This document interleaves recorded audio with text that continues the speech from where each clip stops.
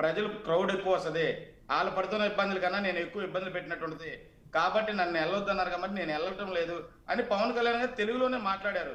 మీకు ఏదైనా వీడియో కావాలని చెప్పండి, నేను పంపిస్తా.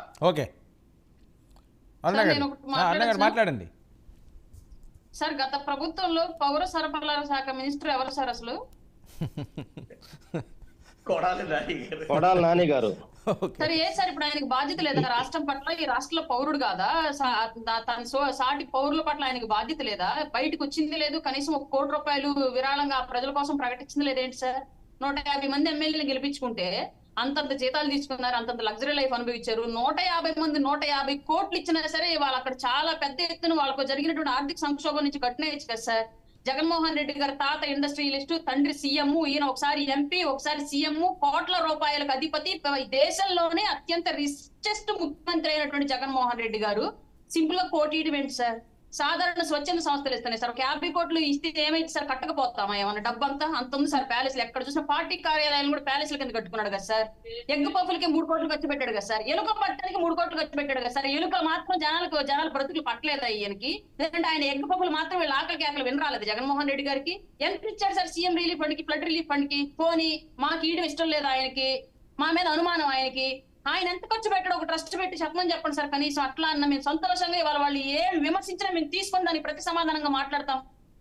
150 మంది ఉన్నారు సార్ వాళ్ళు ఘనంగా, ఎమ్మెల్యేలు ఎంపీలు అయిన వాళ్ళంతా కలిపి తలా 1 కోటి ఇచ్చినా సరే 151 కోట్లు వచ్చి రాష్ట్రానికి ఫండ్ వాళ్ళ ఫ్లడ్ రిలీఫ్ కి.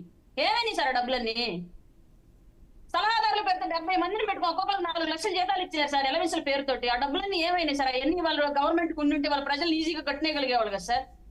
వాళ్ళ అధికారంలో ఉన్నప్పుడు విపరీతంగా ప్రజలు సొమ్ము తిన్నారు. వాళ్ళ ప్రజలకు కష్టాలు వస్తే పైసలు వీటిలో జేబుల నుంచి మాటలు ఉత్త మాటలు మాట్లాడుతున్నారు వచ్చి. కనకరావు గారు సమాధానం చెప్తారా? ఒక్క నిమిషం అండి సార్. అరుణ్ గారు మాట్లాడే మాటల్లో గతంలో టీడీపీ ప్రభుత్వంలో లోకేష్ గారి కోసం డ్రై ఫ్రూట్స్ కి అయిన ఖర్చులు చెబుతా ఉంది. గుంటూరు జనరల్ హాస్పిటల్లో కరెంటు లేక పాములు తిరిగినటువంటి 5 లెక్కలు చెబుతా ఉంది. జగన్ గారి గవర్నమెంట్ లో ఎక్కడ కూడా టీలకి బిస్కెట్ల కోసం లక్షల కోట్లు పెట్టుబడి దాఖలు లేవు. ఒకటి.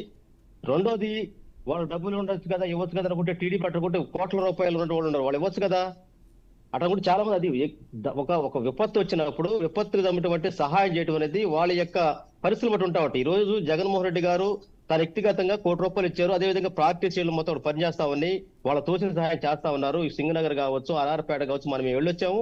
వెళ్ళిపోయినా అక్కడ వైసీపీ కార్యకర్తలు మొత్తం కూడా అక్కడ ఏదైతే ముంపుకు గురయ్యారో ఆ ముంపుకు గురైనటువంటి బాధ్యత సహాయం చేస్తా ఉన్నారు. ఒకటి. రెండోది, కేవలం టీడీపీ వాళ్ళకి మహాకూటమి వాళ్ళకి మేము సహాయం చేస్తాం, మిగిలిన చెప్పండి. ప్రభుత్వాధినేతగా ప్రభుత్వాన్ని నడిపేటువంటి ముఖ్యమంత్రిగా అన్ని వర్గాల ప్రజల మొత్తాన్ని, కులాలు మతాలు ప్రాంతాలు చూడకుండా మొత్తాన్ని ఏదైతే సంక్షోభంలో ఉన్నారో, బాధల్లో ఉన్నారో, ఒక విపత్తు గురైనటువంటి వాళ్ళకి సహాయం చేయడం ప్రభుత్వ బాధ్యత. అదేదో చంద్రబాబు నాయుడు గారు చెప్తున్నట్టు, లేదంటే వాళ్ళకి మంత్రులు మొత్తం దోచి పెడుతున్నట్టు